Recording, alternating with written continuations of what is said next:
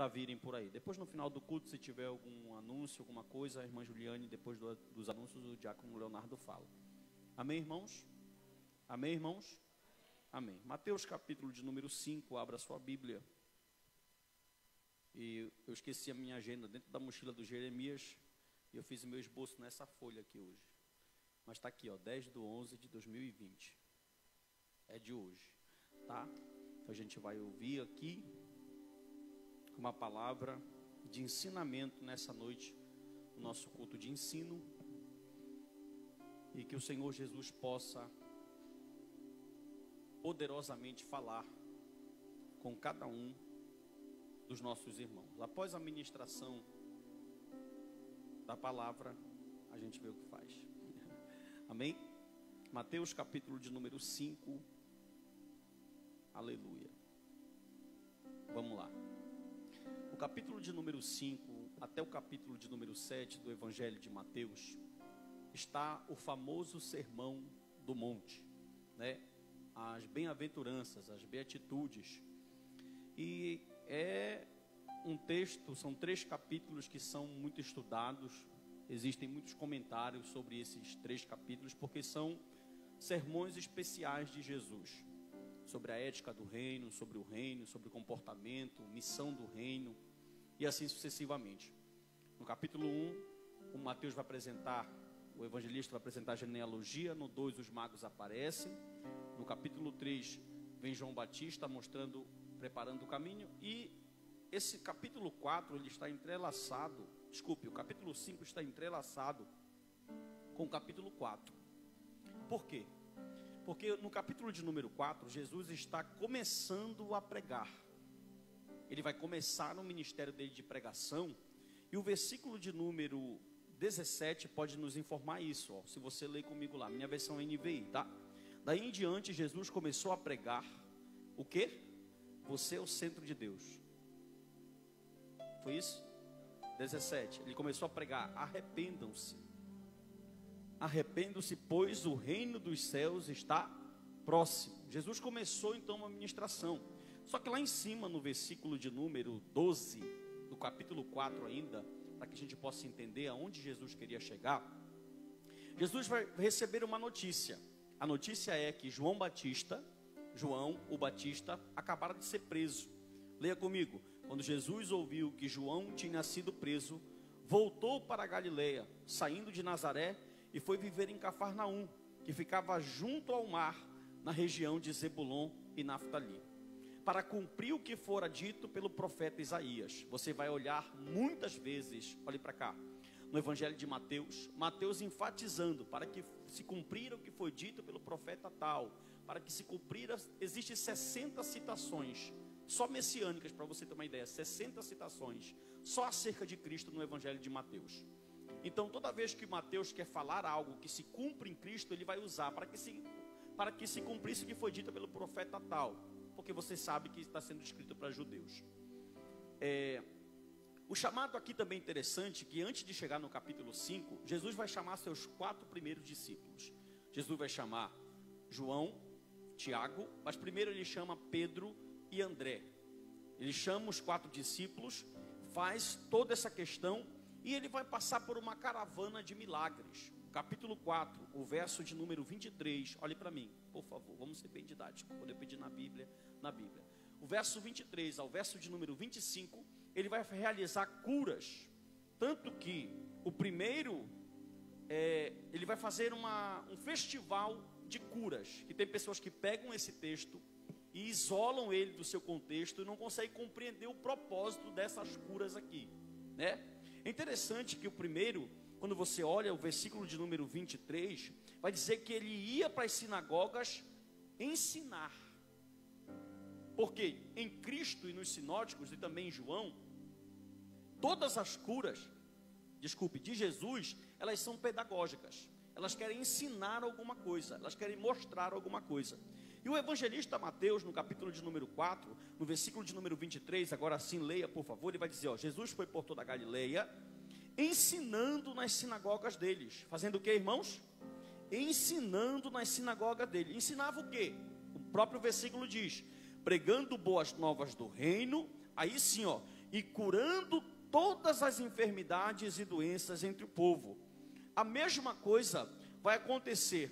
E esse festival de curas, de sinais, e Mateus vai dizer que eram endemoniados, lunáticos e paralíticos, que era uma multidão de muitos enfermos.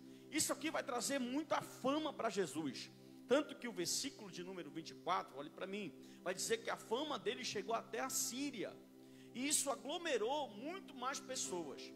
A gente olhando o contexto que Jesus está inserido, a gente vai observar o seguinte: a necessidade por um médico, por um curandeiro, ali é muito grande. Não tem saneamento básico, as condições de vida são terríveis, poucas pessoas podem gozar de uma vida boa, e alguém está sabendo que alguém está curando, que alguém está manifestando. Isso vai ser tão... a gente está vivendo aqui nesse tempo, numa era que não tem internet, não tem informação. E o que Jesus realiza é tão forte que vai chegar para o canto da Síria. Quando tu pega um mapa e tu olha Galileia bem aqui, tu vai fazer a comparação da distância para onde é que está a Síria. A Síria está lá em cima, a Galileia está para cá para o lado. Então vai ser um contexto que foi algo muito forte e muito impactante que estava acontecendo. Que pessoas de vários lugares, leia comigo lá o último versículo do capítulo 4, versículo de número 25, grandes multidões o seguiam, vindas de da Galileia, Decápolis, Jerusalém, Judeia e da região do outro lado do Jordão. Você escutou, como eu disse, nesse momento a geografia nos ajuda. Os milagres estão acontecendo e pessoas, Galileia, Decápolis, Judeias, da além do Jordão. Aí você pensa assim, Icuí, 40 horas, Paá, pega o mapa. São estados diferentes. Então, o que está fazendo essas pessoas caminharem tantos quilômetros para irem ouvir um sermão de Jesus? Simples. Descobriram e ouviram que Jesus está curando pessoas. No capítulo 6 de João vai mais além. Além de Jesus curar, depois da pregação ainda tem comida. Ele multiplica pães e peixes. Tanto que no próprio capítulo 6, quando você estuda o Evangelho de João, o que eles vão dizer? Após Jesus fazer o sinal, porque em João não tem milagre, em João tem sinal, ele vai dizer assim: achamos o nosso rei.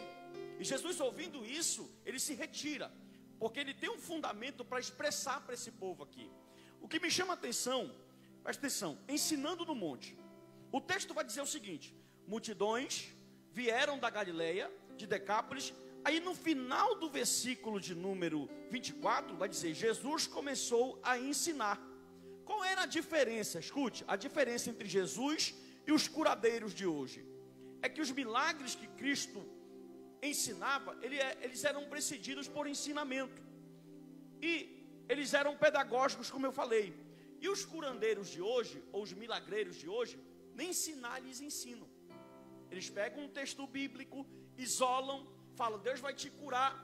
A irmã Sandra falou algo para mim antes de eu vir para cá que eu achei interessante, que ela disse que ela orou aqui domingo. Ela falou assim: para que você quer o milagre?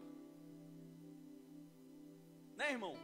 Porque tipo assim, se você entrou nesse culto, às vezes as pessoas pensam assim: meu Deus, quando você, olhe para mim, rapidinho, deixa eu abrir um parênteses aqui.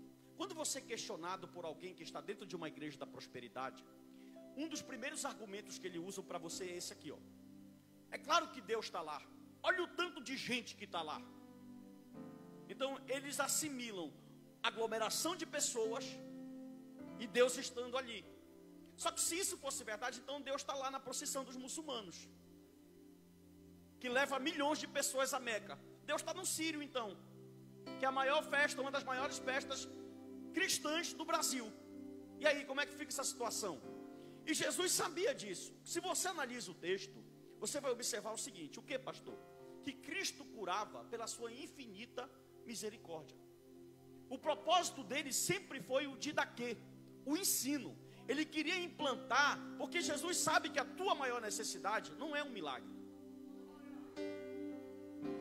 E as pessoas sabem que isso chama atenção, tanto que você está observando um texto aqui, mas que as curas de Jesus precisam ser frisadas algo importante. Deixa eu frisar algo importante para você aqui, Os versículos 23 e 24 dizem que Jesus curou todo. Isso aqui é interessante. Leia comigo o versículo 23. Quem encontrou, diga amém. Jesus foi por toda a Galileia, ensinando nas sinagogas deles, pregando boas novas do reino e curando, escute isso, presta atenção, e curando todas as enfermidades e doenças entre o povo. Primeiro ponto, ele curou todas as doenças e enfermidades do povo. O texto está dizendo que quem chegou ali enfermo, saiu curado. Verso 24, por favor. Notícias sobre ele se espalharam por toda a Síria, e o povo lhe trouxe todos os que sofriam de vários males. Ele vai especificar agora quais são. E tormentos, endemoniados, loucos e paralíticos. Aí o versículo termina dizendo o quê? E ele os curou. Tem algumas pessoas que vão usar esse texto, e eu posso discordar, é um direito meu, assim como eu posso concordar, e vão dizer que tudo que Jesus falava acontecia, e que hoje nós podemos ter esse mesmo poder, podemos ter essa mesma autoridade, e vão mais além, que podemos fazer até coisas maiores. Eu discordo, amém? Se você concorda, é um direito seu de concordar, mas eu discordo. Como é que eu explico isso aqui então para você? Para aqueles que dizem que nós podemos fazer igual, semelhante ou até maior, o meu discordar aqui está no pleroma pneuma agios. Esse termo no grego significa plenitude do Espírito Santo. Eu te explico dessa forma. Eu não li nenhum comentário para fazer isso aqui. Presta atenção para mim. O que é pleroma pneuma agios? Significa plenitude do Espírito Santo. É como se fosse um copo. Esse copo aqui fosse Jesus, e se eu colocar, o Espírito Santo estava tão cheio nele, não estou comparando o Espírito com um líquido, ele é uma pessoa, tá? Então se ele estava tão cheio, que estava transbordando, o que estava sobre o ministério de Cristo não era uma porcentagem, digamos, não era um pouco do Espírito Santo, era todo o poder do Espírito Santo. Olhe para mim, tanto que você não vai ver nenhuma vez na Bíblia, nenhuma, Jesus falar, vê cego, e o cego não vê. Levanta paralítico, o paralítico tem que levantar. Tudo que Jesus falou, o cosmo tinha que obedecer. Agora eu te pergunto, isso foi unicamente com Jesus. Nem Moisés, nem Elias.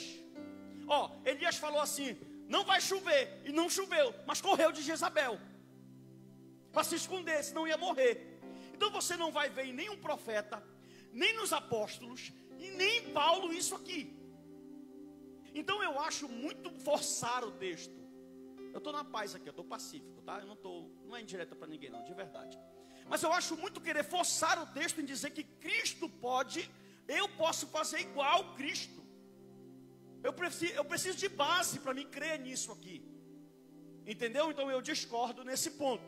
Todos que eram tragos a Cristo, o leproso disse assim de Marcos 2, mestre, eu quero ser purificado. Ele falou assim, se tu quiseres, tu pode me purificar. O Senhor falou, quero, fica, pronto. Me responda, qual foi a vez que Cristo perdeu? Ele disse, acontece e não aconteceu? Nenhuma. Me mostre outra pessoa que teve essa capacidade na Bíblia. Só uma pessoa. Me mostre uma pessoa na igreja primitiva. Me mostre uma pessoa na reforma. Me mostre uma pessoa depois da reforma. Ninguém. Como é que essa geração que nem gosta de orar vai ter isso? Então eu acho um pouco complicado. Pastor, o senhor não está sendo empírico e duvidando de Deus? Não. O Martin Lloyd Jones fala algo muito interessante. Olha para mim, vamos aqui dialogar. O Martin Lloyd Jones fala algo tremendo. Ele diz assim, Deus é o seguinte, os maiores avivamentos da igreja nunca aconteceram com um grupo, sempre aconteceram com uma pessoa. E lá nesse livro ele vai relatar vários avivamentos que aconteceram. Ele vai dizer assim, um homem, olha a experiência que ele relata. Um homem estava dormindo, de repente ele acordou. Ele dá o país, na Escócia. E ele diz na história que ele acordou como um leão. E ele disse que ele não se sentiu o mesmo homem. E durante algum tempo, alguns anos, ele realizou coisas no ministério dele que nunca tinha realizado em muito tempo de caminhada cristã. Mas de repente o homem dormiu, acordou normal como estava. Aí o homem relatou dizendo o seguinte, foi uma ação sobrenatural do Espírito que me envolveu, que envolveu o meu ministério para um propósito, e aquilo aconteceu. Deus pode fazer, presta atenção para você dar um glória. Deus pode pegar a pessoa mais ímpia aqui dessa igreja e fazer um avivamento através dela. Sim ou não? Pode, ele é Deus. Ele pode pegar o crente que não ora e fazer ele gostar de orar. Sim ou não? Amém. Então isso fica para uma outra mensagem. Olha só, vamos voltar aqui para esse texto. O ensinamento fascinante de Jesus. Olhe para cá. Olha a estratégia de Cristo. Realizou o ensinamento. É lindo isso aqui demais. Chamou a atenção da multidão, conseguiu aglomerar, Francinei, pessoas de, irmão, imagine o tanto de gente, era um hospital ao ar livre. O tanto de gente doente ali, para ouvir Jesus. Sim ou não? Quando Jesus reuniu todo mundo, depois de ter curado todos, descobriram, olha, tem um que está curando. Digamos que na primeira passagem, tinham 300 doentes. Vamos, só estou conjecturando. Então dizemos que agora, nós estamos aqui com 1000 pessoas enfermas ou mais. Aí começa o capítulo de número 5. O ensino fascinante de Jesus. Leia comigo, verso 5, verso 1 do capítulo 5. Quem encontrou, diga amém. Vendo as multidões, vendo quem? Não são poucas pessoas. São multidões. Por quê? Decápolis, Galileia, da além do Jordão. Pessoas de todos os lugares. Atrás de quê? Atrás de quê, irmão? De milagre. Escute só. Deixa eu abrir. Posso abrir um parêntese? Eu posso, estou com autoridade aqui. Olhe para mim. A autoridade que eu falo é o microfone. Ele está comigo aqui. Se hoje, no final do culto, entra uma irmã ali com uma cadeira de roda, e a gente fala, vamos orar agora, e o Senhor levanta ela da cadeira de roda, domingo tem que mandar fazer 2 galerias aqui e uma lá fora, porque o que vai dar de gente atrás de milagre não é brincadeira. Quantos falsos profetas você conhece que usam um milagre que às vezes não é milagre, porque na maioria das vezes é comprovado o charlatanismo, viu? De técnicas, não são todos, preste atenção, eu creio nos dons, mas a maioria desses milagreiros, ele tem uma manga comprida, e sempre sai um cabelo daqui, uma moela de galinha, um rolo de cabelo, não sei, um câncer, não sei da onde, e já foi comprovado diversos, por exemplo, estava conversando com um pastor, que ele um milagreiro desse foi com uma igreja, orou por uma determinada irmã, e segundo esse milagreiro, da irmã saiu um câncer. O pastor pegou o câncer, foi lá no hospital e mandou fazer a biópsia. Resultado, não era câncer. Então tem gente de todo jeito. Mas aqui nós sabemos que quem está pregando é o próprio Deus. É o Filho de Deus. As multidões se aglomeraram. Aí Jesus subiu ao monte. Olha para mim, por que subiu ao monte? O Evangelho de Mateus é escrito para quem? Para judeu. Moisés recebeu a lei aonde? Então Jesus vai subir no monte também. Moisés ensinava da onde? Do monte. Então Jesus vai ensinar no monte também. Ele está falando para judeu. Olhe para cá. Jesus sobe ao monte. E se assentou os seus discípulos, se aproximaram dele. Olha como é lindo, irmão. E ele começou a ensiná-los. Olhe para mim. Você vai ler o texto comigo. Vamos lá. Bem-aventurados os pobres de espírito. 4. Bem-aventurados que? 5. Bem-aventurados o? 7, bem-aventurados os misericórdia. 8, bem-aventurados puros de. Bem-aventurados pacificar. 10, bem-aventurados perseguidos por causa da jur. Olhe para mim. Enquanto a multidão estava esperando mais uma, deixa eu usar a palavra certa aqui, mais uma sessão poderosa de milagre,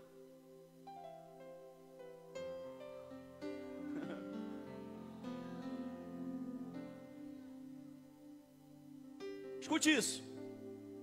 A plateia do milagre. O público era de paralítico, de endemoniados, de loucos.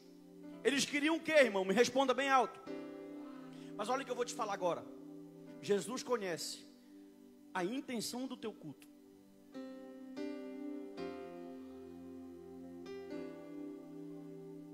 E a tua necessidade. Sabe o que é lindo? Olhe para mim. Dos 12 versos, quantos versos? E nenhuma frase que sai da boca dele, ele fala nada para o homem físico e material. Nenhuma, irmão, das bem-aventuranças, dos 12 versículos, sai algo físico ou material. Porque o Senhor conhece a intenção do teu, Ele sabe o que tu veio fazer aqui hoje.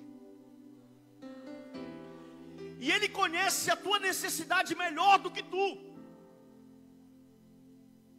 Na verdade, Cristo trouxe toda aquela multidão porque Ele queria colocar princípios nele, que o milagre não mostra.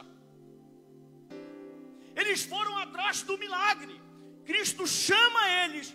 Só que no ensino de Jesus, a pregação não é de prosperidade. Olha o que é a pregação dele, capítulo 4, versículo 23. Lei da glória, por favor. Capítulo 4, versículo de número 23.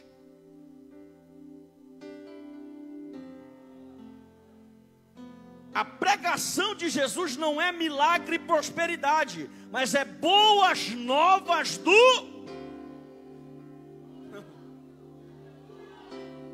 Presta atenção. Os homens chegavam lá e o paralítico falava: a minha necessidade, Senhor, é andar. E Cristo falava: a tua necessidade não é essa. A minha necessidade, Senhor, é ser liberto. Sou endemoniado, sou louco, sou nécio, sou cego, sou coxo. Cristo falou: tua necessidade não é essa. E ele começa.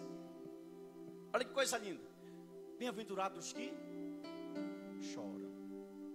Por quê? Existem duas palavras no grego aqui: pitochós e pinês. A primeira é traduzida como pobre e a segunda como mendigo. Olhe para mim. A primeira, bem-aventurados pobres de espírito. Olhe para cá. Pobre aqui significa...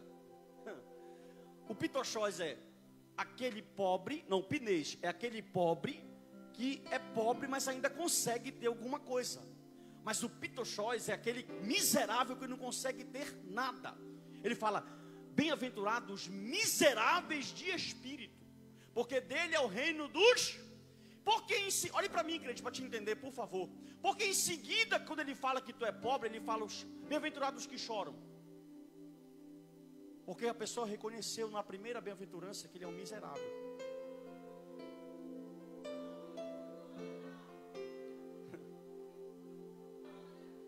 Pensa numa pregação sentado no monte. Bem-aventurados que choram. Quando Jesus fala assim: bem-aventurados pobres, Davi, dá glória, Davi. Porque uma bem-aventurança vai chamar a outra. Compre o livro do Dr. Martin Lloyd Jones, As Bem-aventuranças do Reino, que ele dá um show muito melhor do que o pastor Narciso lá, infinitamente melhor sobre isso aqui. Olhe para mim, ele vai dizer assim: bem-aventurados os que, por quê? Porque reconheceram que eu sou pobre de... Em seguida ele fala: bem-aventurados que estão. O primeiro ele diz: bem-aventurados pobres de espírito. Ele diz assim: vocês são miseráveis. Em outras palavras, olhe para mim, crente, vocês não conseguem sem a minha ação sair do pecado. Automaticamente o homem reconhecendo isso, Caio, ele prossegue: bem-aventurados que choram. Por quê? Porque eu reconheço que sem Cristo eu não posso. Olhe para mim, hoje a igreja chora por um emprego, o homem chora por um namorado, o homem chora por um marido, mas ele não chora porque ele é pecador.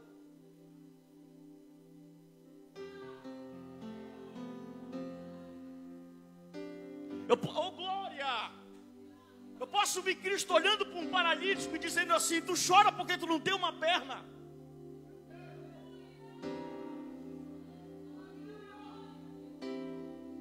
Olhe para o seu irmão aí, por favor. Olhe, crente, que está começando a esquentar. E diga assim para ele: por que você chora?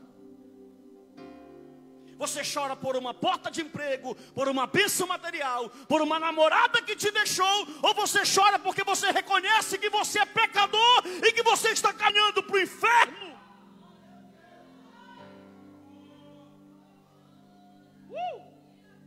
Saudade desse gritinho. Tá, não pode dar não. Em seguida, eu reconheci que eu sou pobre de espírito, que eu sou miserável. Isso me faz chorar. Por que me faz chorar? Porque me faz reconhecer quem eu sou. Automaticamente a próxima bem-aventurança é: bem-aventurados os humildes ou os mansos. Sim ou não? Isso automaticamente quebra a minha soberba. Vai dar glória ou não? Isso automaticamente, eu reconheço que eu sou um miserável, eu choro porque eu sou pecador. Isso me torna manso. Me faz reconhecer quem eu sou. Me faz olhar para mim e saber que sem a cruz, sem o Calvário, eu não consigo, eu não sou nada, eu não posso, eu não vou vencer. Aonde isso, pastor? Numa mega igreja, na porta do templo, no monte. Cristo está sentado no monte. E a plateia, irmão, ô glória! Tem pregador que só quer pregar para a igreja top, para crente que tem dinheiro, para a plateia rica. Cristo está com os piores, com os desprezados. Esse povo nem direito de chegar no templo tinha. Olha como ele é estrategista, Bruno. Eu vou curar, porque se eu curar, eu conheço ele melhor do que ele mesmo. Não entendeu? Mas tudo bem. Eu conheço ele melhor do que ele mesmo. Com um milagre eu sei que ele vem. Eu conheço a intenção do culto dele. Deus sabe por que tu entrou aqui hoje. Mas ele não está falando para a tua intenção, ele está falando para a tua necessidade.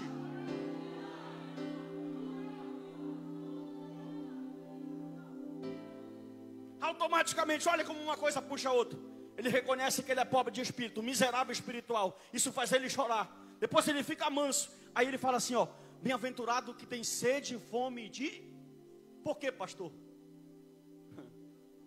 Porque, olha, o Senhor pegou todos os valores deles e falou assim: pega os valores de vocês e joguem no lixo, porque o valor que vale é do reino. Ô irmão da glória, pelo amor de Deus. Fome e sede de justiça, que não é debater teologia, não é ser reto. Ser reto é um dever de todo crente. Fome e sede de justiça aqui é lutar pelo reino, é levar boas novas do reino, é falar o que o reino faz na vida de um miserável espiritual. Aí ele fala assim: bem-aventurado, macários, felizes. Imagine só, judeu não gosta de chorar. Ele é extremamente soberbo. Ele é aquele que pensa que Deus está com ele e não está com as outras nações. E Deus quebra no meio dizendo: olha, feliz não é quem ri, feliz é quem chora. Fizeram até uma música aí, um forrozeiro: o homem não chora. Jesus chorou. João capítulo 11, versículo 35. Olhe para mim. A diferença, aleluia, não é você chorar, é pelo que você chora. Quando a gente está muito soberbinho, quando a gente está com a síndrome de Nabucodonosorzinho, a gente pensa que o mundo está girando só no nosso umbigo. A gente pensa que a gente é o cara, que só a gente pode, que só a gente vai fazer, que só a gente consegue. Aí Deus pega, nos humilha, faz reconhecer quem nós somos e diz assim: olha, bem-aventurado aqueles que têm sede de justiça. Ou seja, bem-aventurado aqueles que lutam não pelos seus projetos, mas pelo projeto do reino. Ei, segura, deixa eu te perguntar uma coisa. Lá vai, eu posso falar, eu vivo. Quantas vezes tu já deixou o teu conforto para ir servir alguém?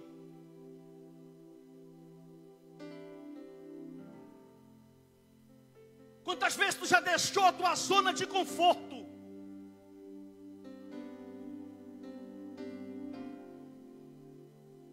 Bem-aventurados.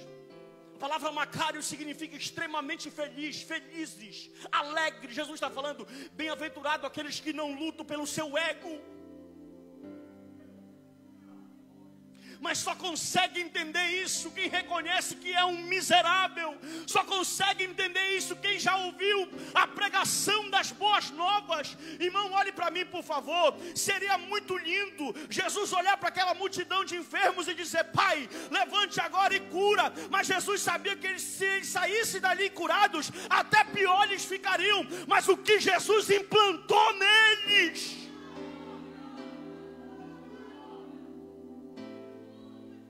Princípios. Levante a sua mão direita em nome de Jesus e diga: princípios. E isso você não arranja em qualquer faculdade, em esquina, num boteco. Princípios que só o reino, só a palavra, só o evangelho.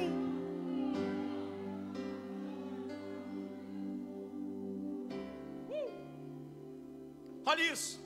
Ele fez questão de mostrar para o homem nesse sermão que ele era um miserável. Em seguida, bem-aventurados que têm fome e sede de justiça. Olhe para mim. Ele abre a boca e fala: bem-aventurado os misericordiosos. Por quê? Porque quando tu reconhece a verdadeira causa, O que tu quer para ti, tu quer para quem senta do teu lado no culto.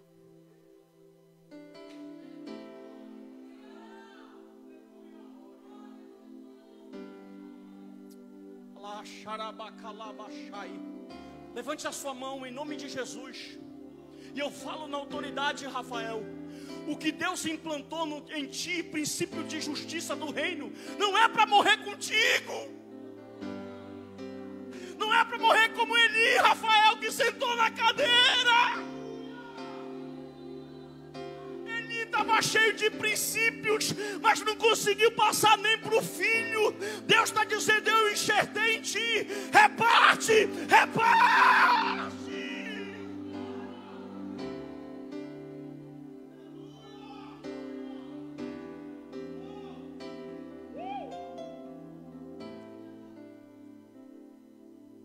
Ele prossegue. Imagine um eco.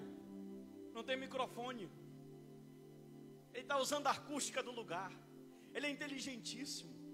Ele é a própria Bíblia. Vou falar a palavra forte, que só quer dar glória quando eu falo a palavra forte. Ele é o próprio verbo, é a própria palavra pregando. Está para nascer um pregador.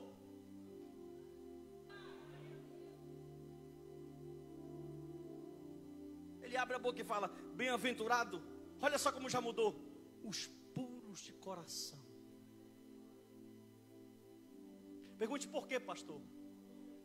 Porque a palavra, João 15:3, e vós já estáis limpos pela palavra que eu vos tenho dito.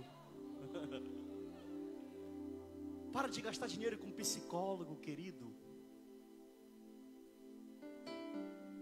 Tu tem aqui, ó, lá vai. Cura depressão, cura ansiedade, cura síndrome do pânico, restaura casamento, levanta morto, regenera, transforma, dá um novo nome.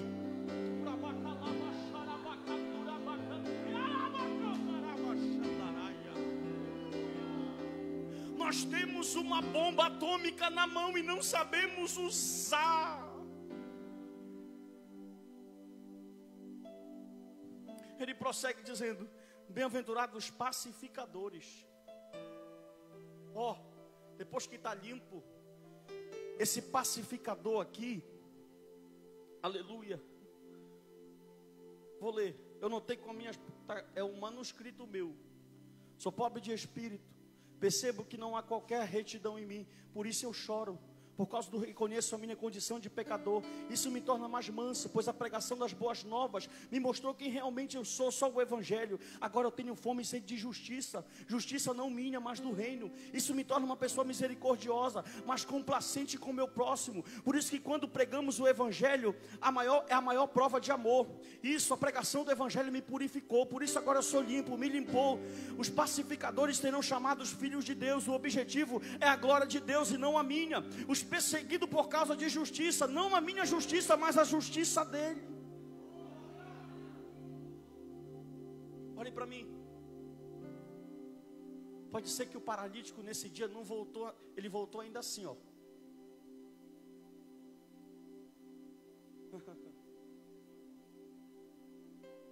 Pode ser que o cego voltou segurando na mão de outro homem nesse dia. Mas a fé vem pelo...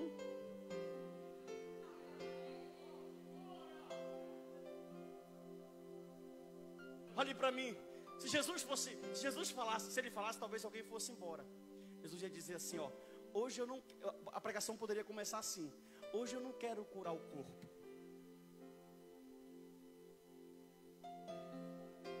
Hoje eu quero curar a alma de vocês. Aí olhe para mim. Oh glória. Só falo se você dá glória. E alguém poderia dizer assim: mas mestre,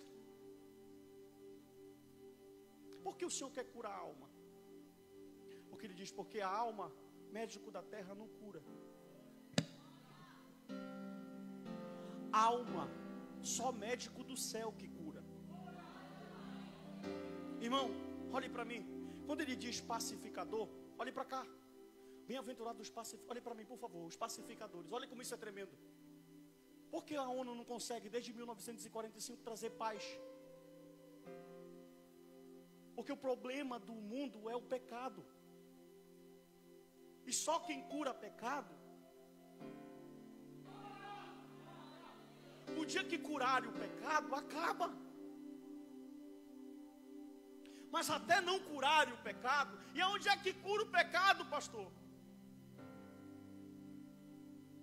Olhe para o seu irmão, ele vai dar glória. Se ele não dá, ele está afastado. Olhe para ele. Olhe e diga assim para ele: nós, não escutei, nós já tomamos o antídoto.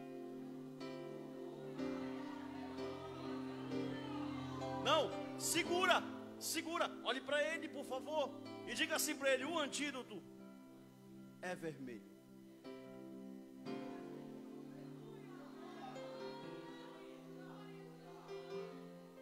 Olhe para ele, ainda não terminei. E diga assim: foi conquistado.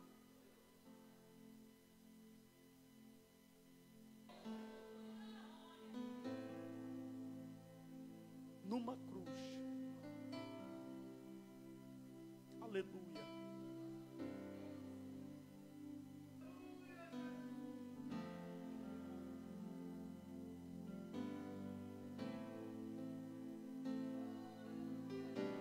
Irmão, presta atenção.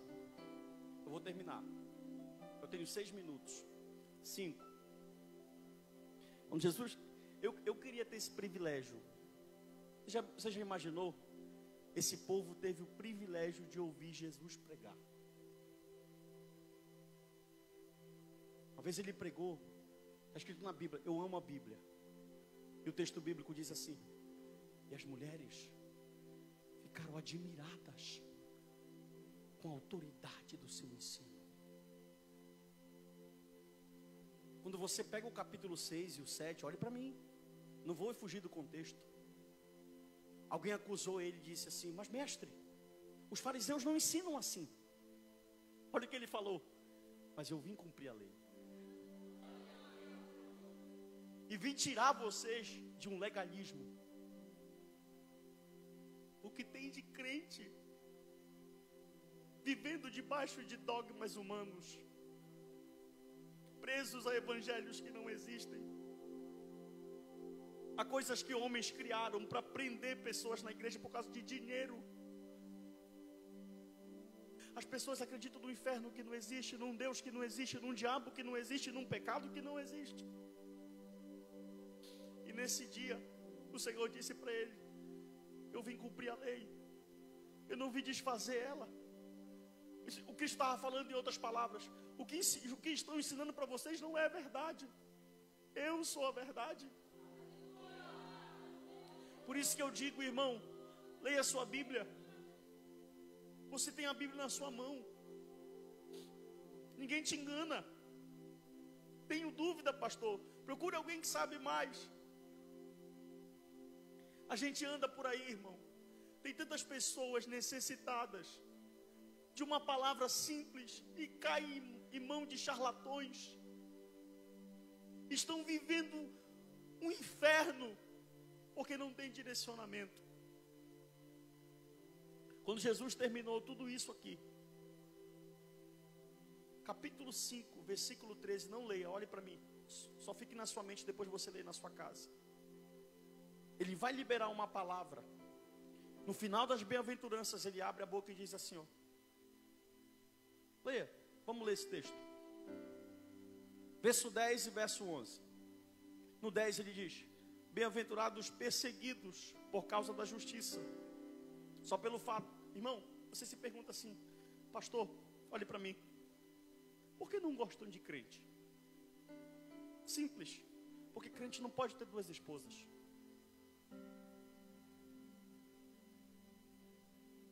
Por que não gostam de crente? Porque crente não pode usar o jeitinho brasileiro. Por que não gostam de crente? Porque crente faz o que eles não fazem. Porque a nossa justiça não é da nossa cabeça. Nós estamos num reino que tem um rei, um reino sempiterno. E nós não podemos desobedecer. E sabe que eles ficam doidos da vida? Que toda monarquia terrestre, o rei deles, eles veem. O nosso não. Mas Paulo diz assim: ele é invisível, mas é real. Me prova que ele é real, pastor. Provo. Desde quando Cristo pisou aqui nessa terra, olhe para mim, estão tentando acabar com o cristianismo. E quanto mais tentam, mais ele cresce.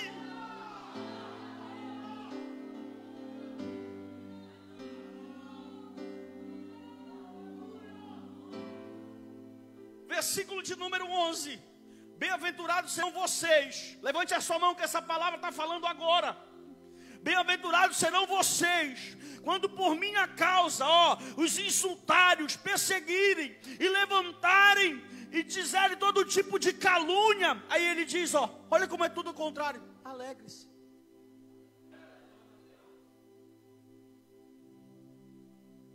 Pergunte por quê, pastor? Pergunte por quê, pastor? Porque você não é melhor que os profetas.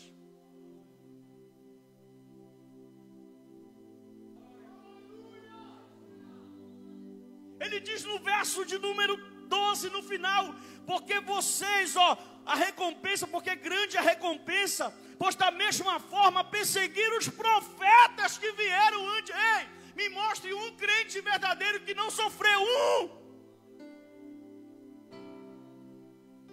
Você é melhor que ele? Se prepare para sofrer. E a palavra de Deus é quando o sofrimento bater na tua porta, quando a doença bater na tua porta, quando a calúnia bater na tua porta, quando pessoas baterem na tua porta falando mal de ti, Deus está dizendo: te alegra.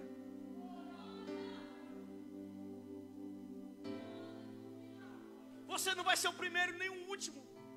Aí ele encerra com chave de ouro. Isso aqui, escute para mim, olhe para mim aqui. Só se você dá glória.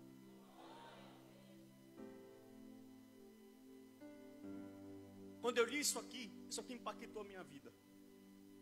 Eu estou falando sério. Capítulo de número 5, versículo de número 13. Lembra que no versículo de número 1, olhe para mim, do capítulo 5, os discípulos chegaram perto dele. Ele disse: sente aqui, que eu vou ensinar o povo. Depois que ele deu todo o sermão, aí o verso 13 está escrito lá em cima na epígrafe: o sal da terra e a luz do... Olhe para mim, está aqui na frente de Jesus, ou do lado, um cobrador de imposto, um zelote, um ladrão, vários pescadores, só gente de classe terrível. Ele olha para esses homens, crentes, são o quê? São o quê? Olhe para o seu irmão, olhe, obedece e diga para ele: você é crente. Não escutei, diga: você é crente. Léo, olhe para mim agora. Ele olha para os crentes, para quem? E essa palavra não foi liberada para nenhuma outra classe do mundo, só para crente.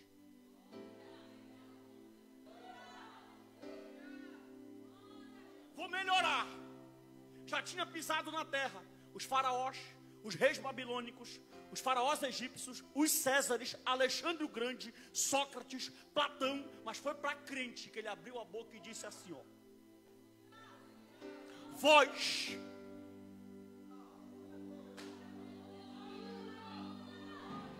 sois,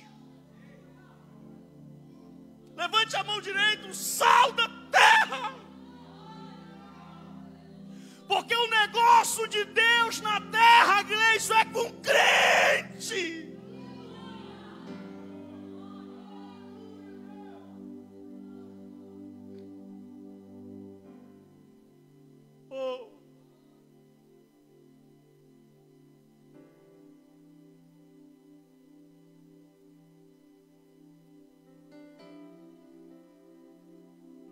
Você chegou aqui hoje machucado, ferido, ferida, sem força, está difícil. Deus está dizendo: te alegra.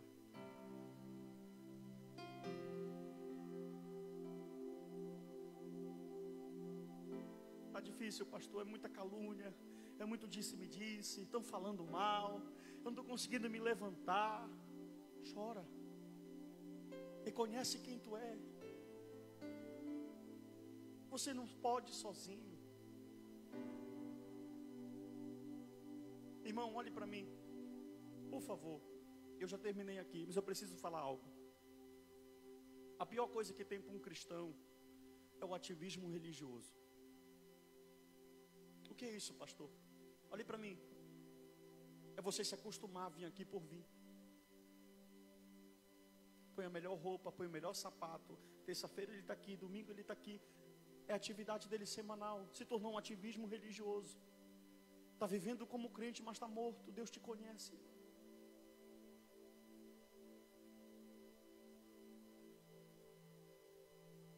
O mundo, o ciclo está se fechando diante dos nossos olhos. E nem orar mais nós queremos. E Jesus está dizendo nessa noite para você, porque te ama demais. Levanta.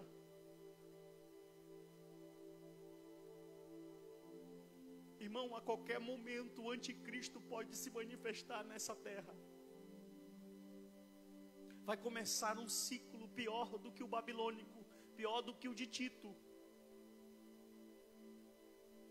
Será que nós estamos preparados?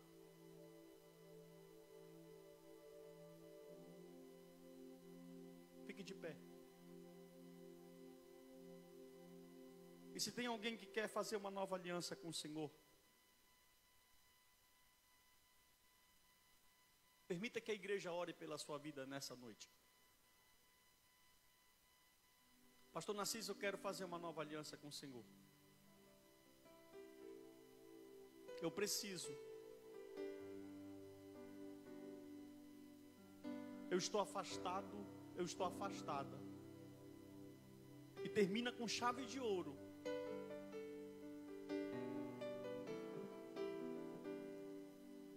Cadê você? Eu quero orar pela sua vida. Se tem, vem rápido que a hora já foi embora. Eu quero orar pela sua vida. Eu sinto necessidade, pastor.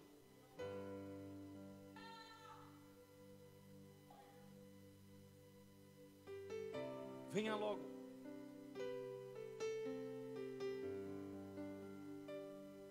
Aleluia. Pode vir. Eu estou esperando.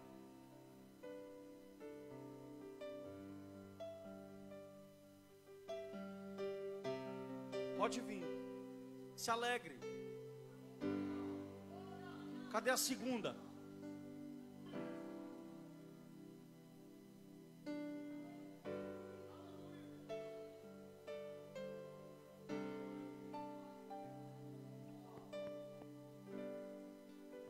Querido Deus e eterno Pai, aqui está o teu filho diante do teu altar. Perdoa os seus pecados, suas falhas, seus erros. Teu filho está aqui, Senhor, pedindo uma oração. Tu conhece a força dele. Como é importante vir à tua casa te cultuar. Aqui renovamos as nossas forças através da tua palavra. Muito obrigado, Senhor, porque o Senhor não tem nos deixado tomarmos outros caminhos, outros direcionamentos.